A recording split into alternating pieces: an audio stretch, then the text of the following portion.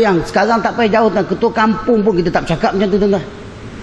Kalau hari inilah tuan-tuan saya cakap dengan tuan-tuan, terima kasih kepada bakal-bakal jenazah yang sudi hadir pada hari ini.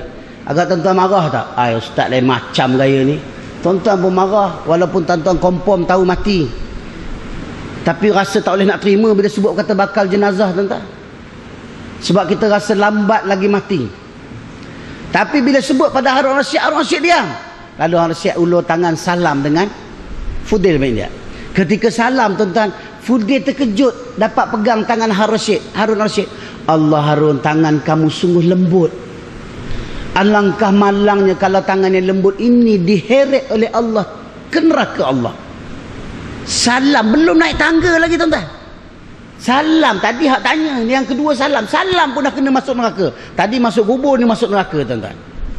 Cakap dengan siapa tuan-tuan? Dengan Datuk Seri Harun Rashid tuan-tuan. Ni ulama ni nak sebut ni. Bila dia bercakap macam tu tuan-tuan, siapa yang akan bela dia?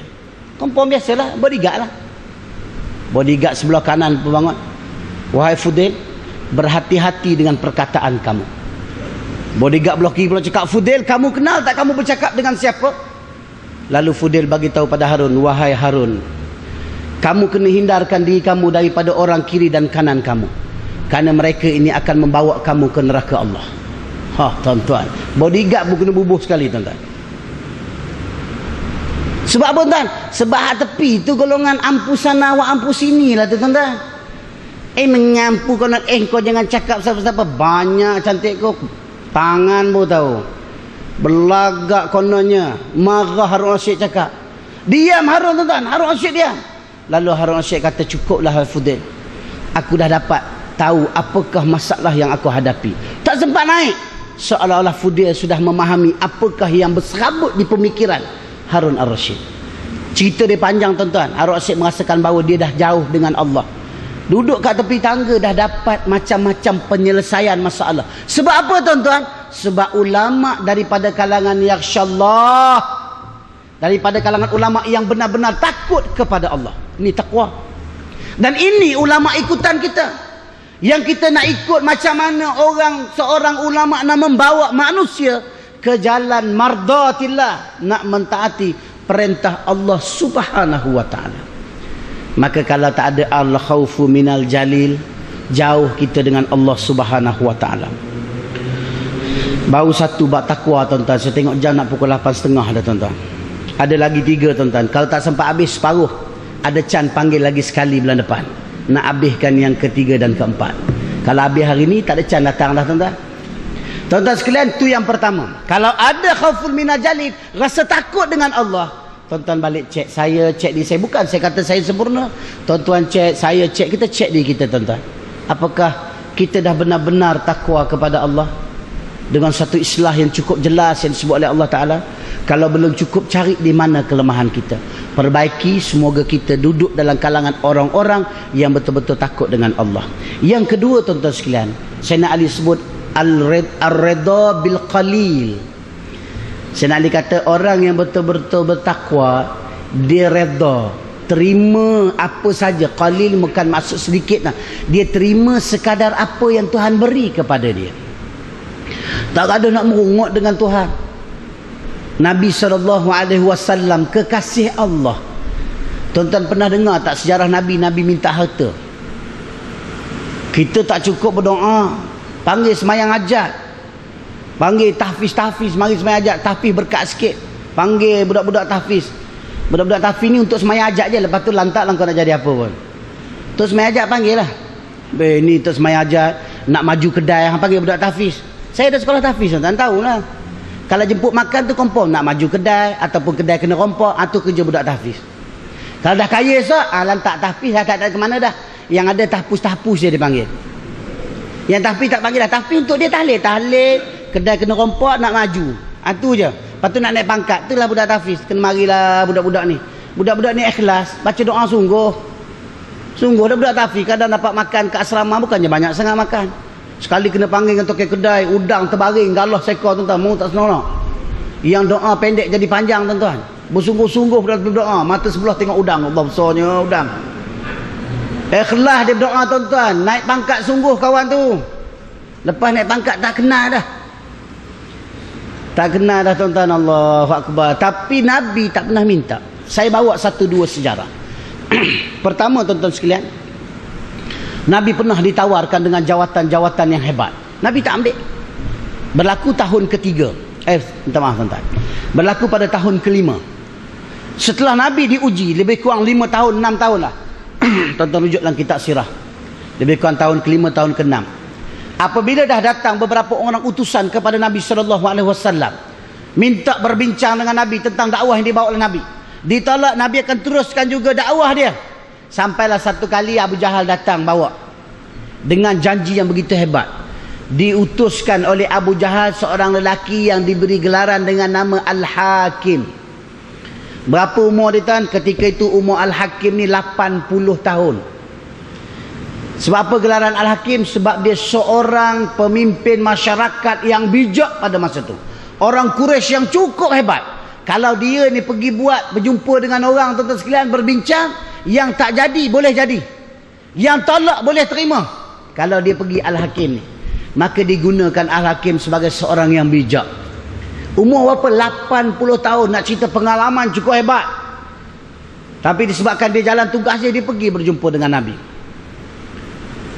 Abu Jahal pilih dia kerana dia hebat. Pilih tuan-tuan, dia pergi jumpa dengan Nabi. Dia bagi kepada Nabi SAW 5 tawaran hebat. So tuan-tuan, bukan kecil-kecil punya tawaran tuan-tuan. Bukan sekadar tawaran jadi Tok Siak, jadi JKK, kecil. Besar tuan-tuan. Dia kata, wahai Muhammad, kamu buat kerja dakwah ni, kamu nak apa? Kamu nak nama? Nak nama bagi orang terkenal? Tak apa, tak payah cakap. Kami isytiharkan, kami tampal poster mengata-kata. Tampal kain rentang, tampal poster bagi tahu Muhammad ni orang hebat. Tak payah kamu buat kerja dakwah, kami akan isytiharkan kamu orang yang paling hebat.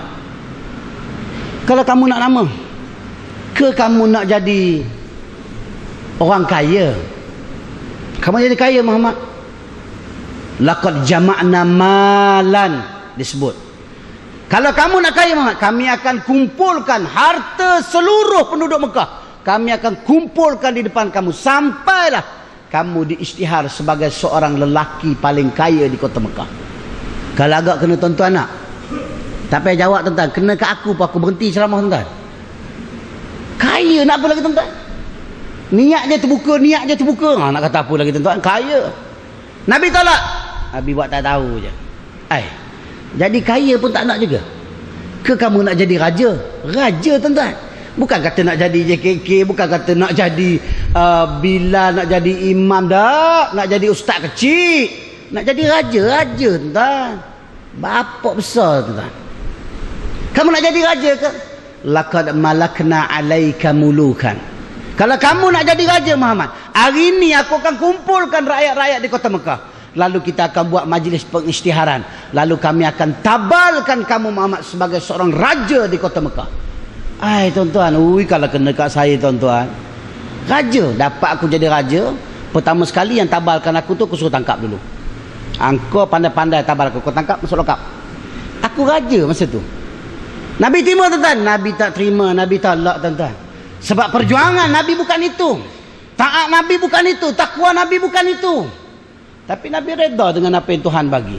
Walaupun Nabi diuji sampai tahap orang nak bunuh Nabi kerana kerja Islam, kerana nak cari mardatillah, nak cari takwa dengan Allah, Nabi terima apa yang Tuhan bagi pada dia. Apa Nabi jawab tuan-tuan sekalian? Pak saudara dia kata, aku pelik tengok kamu ni Muhammad. Siapa pak saudara dia masa tu? Abu Talib, yang menjaga Nabi pada ketika itu tuan-tuan. Abu Talib jaga Nabi. Abu Talib ni dia tak pernah tahu kerja Nabi buat apa. Cuma dia sokong je Nabi. Asal Nabi buat, bagi dia semua betul. Sampai dah bila ditawarkan sampai tahap ini tuan-tuan sekalian, dia pelik. Tak ada dah tuan-tuan. Kalau nak jadi raja dalam satu negeri tuan-tuan, tak ada paling besar raja lah, paling besar sekali jawatan. Habislah tuan-tuan. Pak saudara dia kata, aku pelik tengok kamu ni tuan. Pelik sungguh tengok. Macam-macam tawaran orang bawa dekat kamu, sampai kamu jadi raja. Kamu tak nak terima, kamu nak juga buat kerja susah ni. Apa benda kat kerja kamu ni Muhammad? Sampai aku pun pening tengok. Baru sekali Abu Talib tanya Nabi.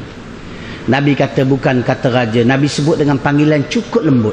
Nabi sebut kepada saudara dia, ya ammi, wahai bapa saudaraku. Lembut Nabi panggil pada saudara dia. Bukan jawatan aku nak, bukan sekadar raja. Law wada'u syamsi fil yamini wal qamara fil yasari. Kamu bukan ambil raja tu jawatan. Kalau sekiranya mereka mampu bagi dekat aku bulan, bagi kat aku matahari, letak dekat tangan kanan aku. Kamu ambil pula bulan, letak kat tangan kiri aku tu. Matahari dengan bulan duduk kat tangan.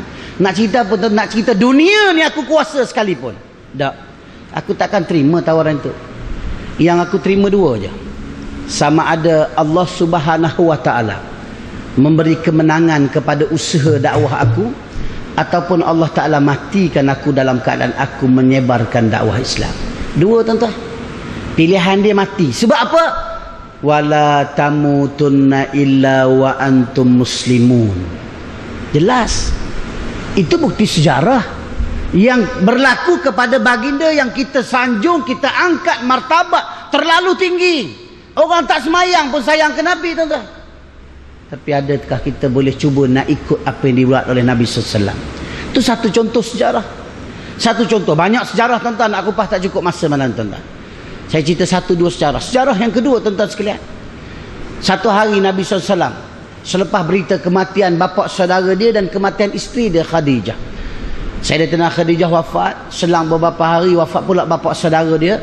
Lalu Nabi SAW mencari sokongan ataupun mencari kekuatan ke Taif. Siapa dia duduk kat Taif, tuan-tuan? Dekat Taif ni yang memerintah dia adalah Bani Thaqifah. Bani Thaqifah ni adalah keturunan saudara mara sebelah bonda Nabi. Jadi ada kena-mengena saudara dengan Nabi. Nabi pergi nak cari jumpa. Pergilah, ringkas cerita, tuan, Nabi pergi bersama dengan sahabat setia dia, yang juga dulu pada pangkat awalnya adalah hamba dia, dan juga anak angkat dia itu Zaid bin Harisah. Pergi jumpa, tuan-tuan. Negara Taif diperintah oleh 3 adik-beradik daripada Bani Thaqifah. Pergi jumpa adik, adik tak terima. Jumpa abang, abang terima. Jumpa abang sulung, tak terima. Nabi duduk di Taif 11 hari. Nabi keluar dalam keadaan dihina, dibaling dengan batu. Sejarah cukup terkenal yang tuan-tuan sedia maklum. Saya nak cerita sejarah tu rintik tak ringkas, tapi nak cerita tentang doa yang Nabi minta. Sampai di satu pokok, bila Nabi dah tak tahan dah dengan keadaan darah yang ada, kesakitan yang Nabi terima, Nabi duduk, Nabi bermunajat di bawah sepohon pokok. Satu munajat yang cukup terkenal dalam sejarah Nabi SAW. Saya ringkaskan munajat Nabi. Apa Nabi minta, tuan-tuan? Nabi minta, ya Allah, berikanlah kekuatan kepada aku, kerana aku lemah dalam berbicara. Disebabkan aku tak pandai bercakap, orang Taif tak terima dakwah aku. Ya Allah, Tuanku, berikan kekuatan dalam hati aku, kerana aku tak sabar menghadapi mereka lalu aku keluar daripada Taif. Nabi cerita salah Nabi je. Peluang tak ada, tuan. Ada banyak peluang pada Nabi SAW. Sampailah, tuan-tuan, malaikat turun bertemu dengan Nabi. Malaikat ni siapa, tuan-tuan? Dia adalah malaikat yang menjaga gunung ganang dan bukit bukau di dunia. Orang kata yang menjaga paku pasak bumi. Bukan pasak bumi kita makan tu. Itu Tongkat Ali. Ni pasak bumi, bukit bukau ni. Aku yang jaga. Jumpa dengan Nabi, ya Rasulullah, aku dah minta izin dengan Allah untuk aku khidmat pada kamu hari ini. Kamu mintalah aku apa-apa saja. Untuk pengetahuan kamu, Rasulullah, aku adalah malaikat yang diamanah oleh Allah untuk menjaga gunung ganang dan bukit bukau yang ada. Kalau kamu rasa nak marah pada orang yang menghina kamu, kamu perintahkan kepada aku untuk mengangkat mana-mana bukit ataupun gunung, untuk aku himpapkan kepada penduduk Taif. Sekarang juga aku akan buat. Tuan-tuan tengok. Kalau kena tuan-tuan agak buat tak? Kompom, tuan-tuan. Kalau kena ke aku datang semayang, orang marah, datang malaikat, jangan angkat bukit besar. Kau angkat bukit komandol, kau hempap kat sejangkang ni. Contoh, tuan-tuan. Contoh, bukit komandol kecil sikit. Nak angkat, tolong angkat cepat sikit tu. Nampak melawan aku ceramah, tak faham-faham ni. Kau bagi bukit satu, mati separuh sudah lah. Tapi tak ada peluang. Sebab tak ada peluang tu yang Tuhan tak hantar malaikat, tuan. Sebab tahu dah hati tak pernah baik. Tapi Nabi dah. Nabi kata, kamu nak tolong aku betul ke? Betul ya Rasulullah. Kalau kamu betul-betul nak tolong, kamu percepatkan doa aku biar sampai dekat Allah. Lalu malaikat kata, doa kamu Tuhan dah terima. Tuan-tuan tengok. Ringkas cerita, Nabi balik, tuan-tuan. Sedang Nabi nak basuh muka di satu kelopak air. Tiba-tiba Zaid bin Harisah duduk. Tengok Nabi bercakap seorang-seorang di kelopak air. Dia bercakap Nabi. Nabi bercakap, Zaid bin Harisah pun pening kepala air. Nabi ni apa?